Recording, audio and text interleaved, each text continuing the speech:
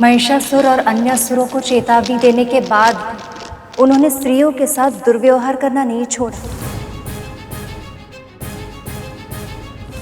उधर दूसरी ओर देवी पार्वती कात्यायनी रूप में अवतार लेने के बाद उस लीला में इस तरह लीन हो गई थी जैसे वो अपने अवतार का वास्तविक उद्देश्य ही भूल गई थी।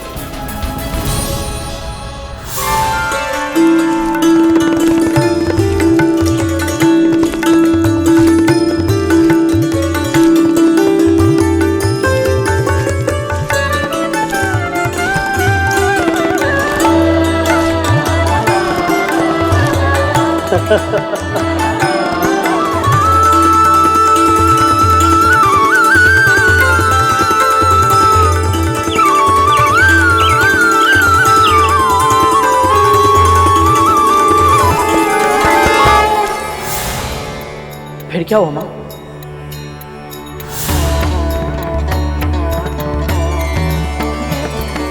ये तो केवल देवी की ही लीला है।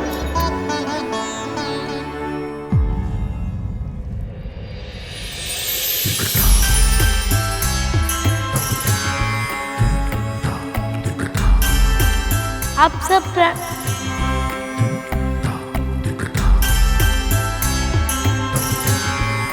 ये कहां भाग गई?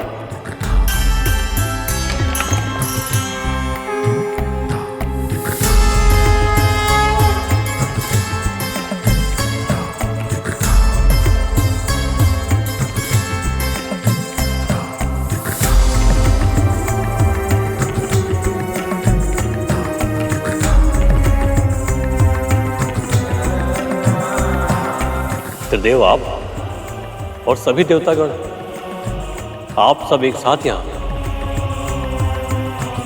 बताइए आपकी क्या सेवा कर सकता हूं मैं?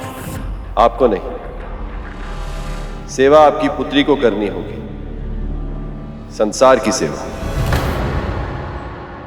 महिषासुर का वध केवल वही कर सकती है। महिषासुर का वध केवल वही कर सकती है। महिषासुर का वध केवल वही कर सकती है।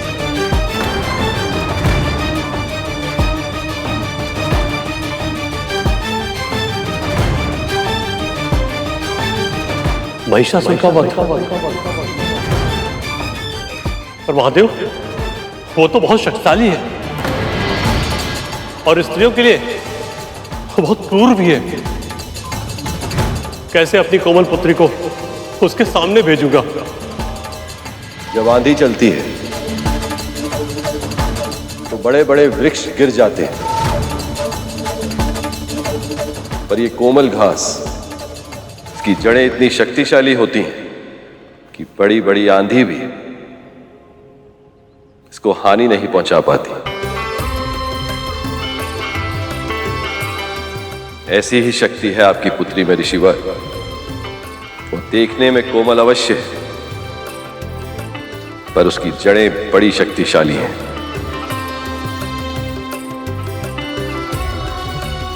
इस संसार में केवल वही है जो महिषासुर को पराजित कर सकती है। आपकी पुत्री ऋषिवर कात्यायनी। मेरी पुत्री?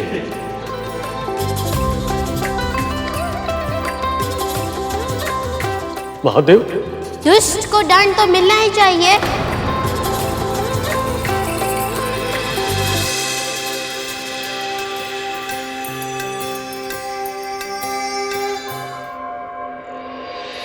शक्ति रूप महिषासुर मर्दिनी हेमा कात्यायनी, नारी का आदर्श प्रतीक तू ही जगत की जननी। पर कैसे पिताजी? तू ही दानव, पर मैं तो छोटी हूँ ना। तू ही दानव। आपकी लीला बहुत मनोरम है माँ, पर इस समय आपके संतानों को आपकी बहुत आवश्यकता है। स्त्रियों पर महिषासुर का अत्याचार निरंतर बढ़ता ही जा रहा है, इसलिए दया कीजिए माँ, अपना ये अवतार शीघ्र ही पूर्ण कीजिए।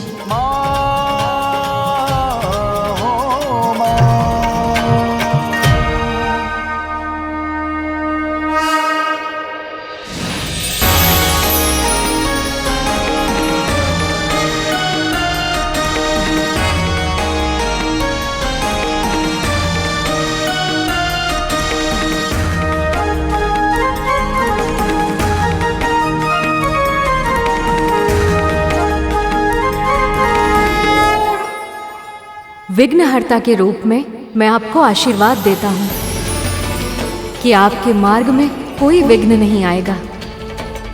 देवी कात्यायनी, मेरी ओर से ये त्रिशूल की भेंट स्वीकार कर।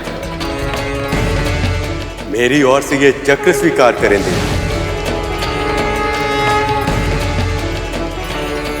ये शंख मेरी ओर से मां। मां, ये अग्नि अस्त्र मेरी ओर से। ये वायु अस्त्र स्वीकार कीजिए मां। ये वज्र मेरी ओर से स्वीकार करें देवी। मेरा तेज आपको समर्पित है मां। कभी ना मुरझाने वाला ये कमल, इस भेंट को विश्वकर्मा की ओर से स्वीकार करें मां। मैं ब्रह्मदेव भेंट स्वरूप ये सिंह आपको अर्पित करता हूं। इसे स्वीकार कर मुझे कृतार्थ करें।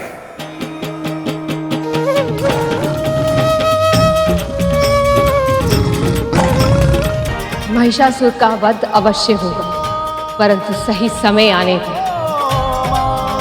क्योंकि अभी उसके पापों का घड़ा भरने में समय है। और फिर मैं एक मां भी हूं। उसका वध करने से पहले उसे अपना व्यवहार सुधारने का एक अवसर अवश्य दूंगी।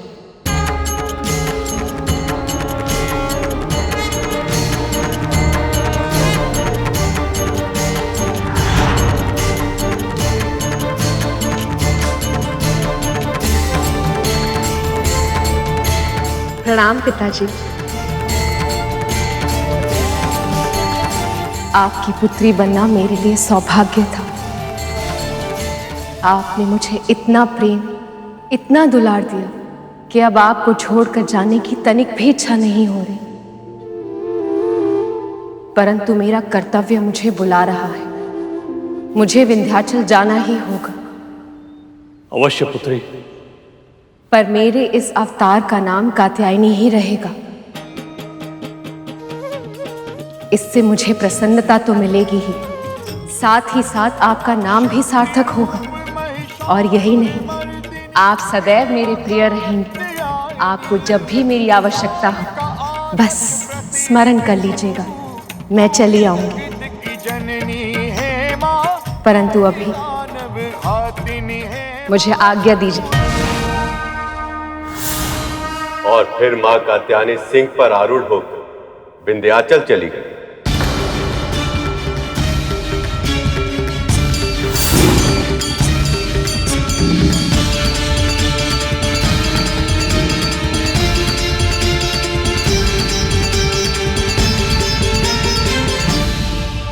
से स्त्रियों के साथ दुराचार, अत्याचार, बुरा व्यवहार बंद कर दो महिषासुर।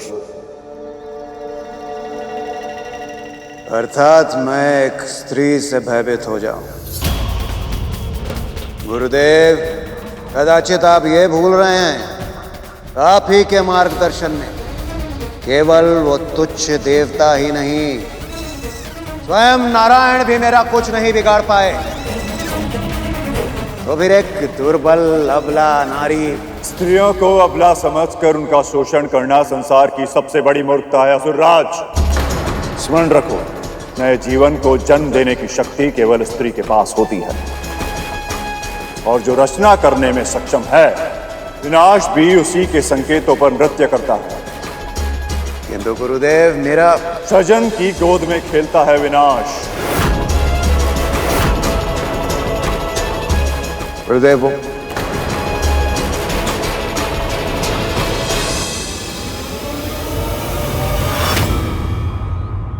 पूर्णे तटाके त्रिशित सदैव भूते अपि गेहे शुदित समूढ़ कल्प द्रुमे सत्यपि वे दरिद्र गुर्वादियोगी अपि ही प्रमाद। अर्थात जो व्यक्ति गुरु प्राप्त होने के बाद भी अज्ञानी बना रहे, उस ज्ञान के अनुरूप आचरण न करे, तो वो मूर्ख, जल से भरे सरोवर के निकट होते हुए भी प्यासा, घर में अनाज होते हुए भी भूखा, और कल्प वृक्ष के निकट होते हुए भी दरिद्र ही होता। आकाशवाणी और स्वप्न संदेश मिलने के बाद गुरु के मना करने के बाद भी महिषासुर ने स्त्रियों का सम्मान करना नहीं सीखा। जैसे अहंकार ने उसके मन को घेर लिया। सर्वाधिक शक्तिशाली होने के आभास के कारण उसके कान कुछ भी उचित सुनने के लिए तैयार नहीं थे। उसकी समझ में अभिमान का आवरण पड़ गया था। ये सब देखने के बाद त्रिदेवों ने निर्णय किया कि उसके पाप के घड़े को शीघ्र ही भरना होगा, तभी माँ कात्यायनी उसका वध कर पाएगी, और ये सब वही कर सकते थे।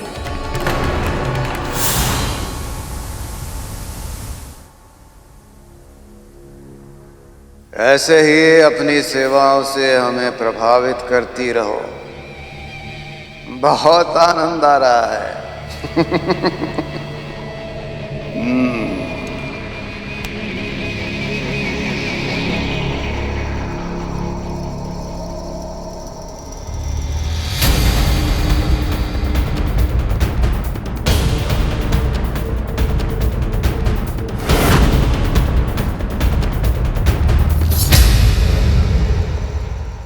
छी, अनाचार और व्यभिचार का गढ़ है ये स्थान। नारायण नारायण।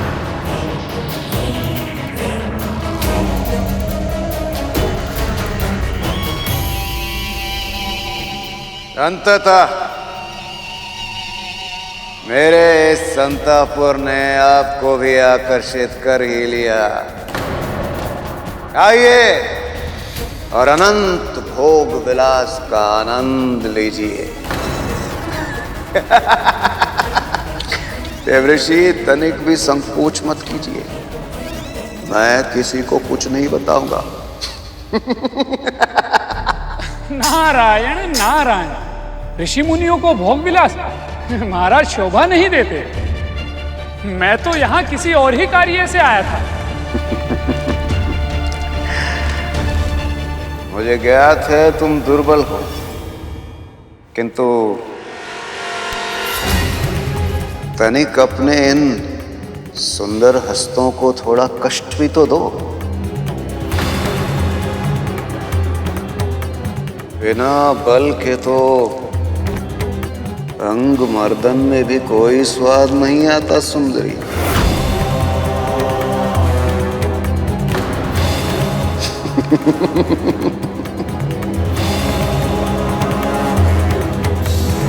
इतना घिनौना है ये असुर। हाँ, तो किस विषय में चर्चा करना चाह रहे थे आप देवऋषि? आप तो जानते हैं कि स्वर्ग के सहज संचालन में मैं सहायता करता हूं, और एक मार्गदर्शक होने के नाते मुझे लगता है कि आपको अपना उत्तराधिकारी चुन लेना चाहिए, ताकि स्वर्ग का साम्राज्य आपकी मृत्यु के पश्चात असुरों के पास ही रहे। नारायण नारायण।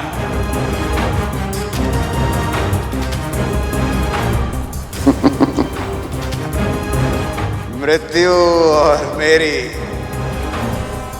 त्रिलोक विजेता महिषासुर की मृत्यु, इसका ये अहंकार ही इसके अंत के निकट ले जाएगा। नारायण नारायण। देवऋषि, आप कदाचित ये भूल रहे हैं, आपके नारायण नारायण श्री हरि विष्णु भी मुझे पराजित नहीं कर पाए।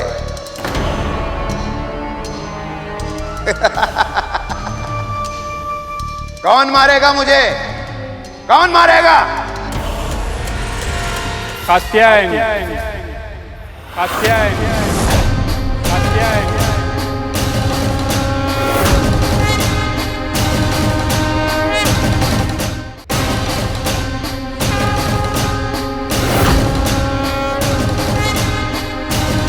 कात्यायनी? कौन है कात्यायनी? उनका परिचय देना तो मेरे लिए भी बहुत कठिन होगा महाराज।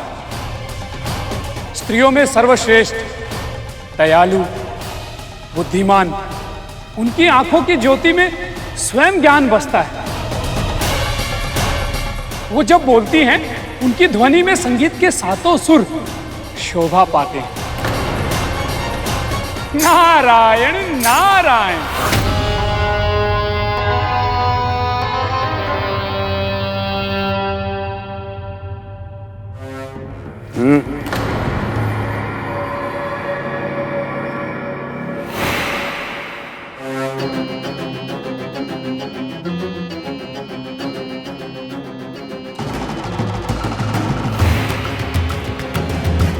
जिस स्त्री की तुम इतनी प्रशंसा कर रहे हो,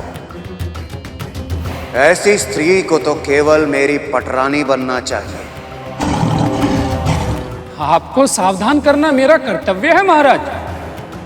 इस बारे में सोचिए भी मत। कात्यायनी से आप जितनी दूरी बनाकर रखेंगे उतना ही अपने आप को सुरक्षित पाएंगे। देवऋषि, आपको मेरी सुरक्षा की चिंता करने की आवश्यकता नहीं है। सेनापति,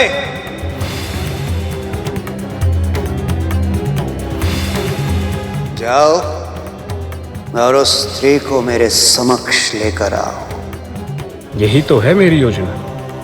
कैसे भी तुम लोग बस माता के पास पहुंचो। एक बार वो मेरी रानी बन जाए, उसके बाद उसका मुझे मार पाना तो असंभव होगा। वो स्वयं ही मेरी दीर्घ आयु के लिए जब तक व्रत रखेगी।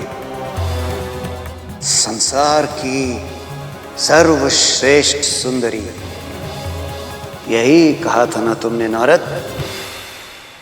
उसके सौंदर्य का आंकलन करने के लिए अब मुझसे और प्रतीक्षा नहीं होती। सेनापति, जाओ और अभी इसी क्षण उस स्त्री को मेरे समक्ष लेकर आओ।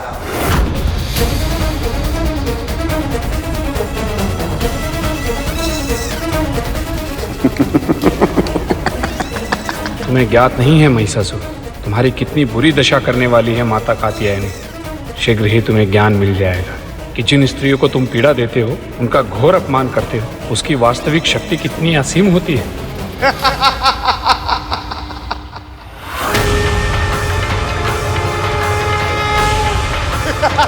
ha!